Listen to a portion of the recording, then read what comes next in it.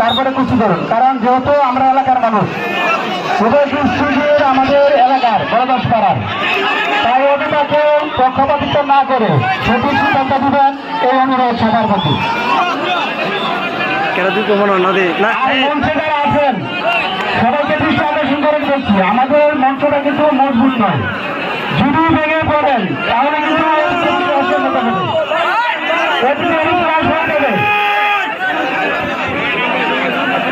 তাই সবাইকে সতর্ক থাকেন, যদি মঞ্চে ভেঙে পড়ে হাত পা ভেঙে দিতে পারে, তাই দয়া করে সবাই সতর্ক থাকেন।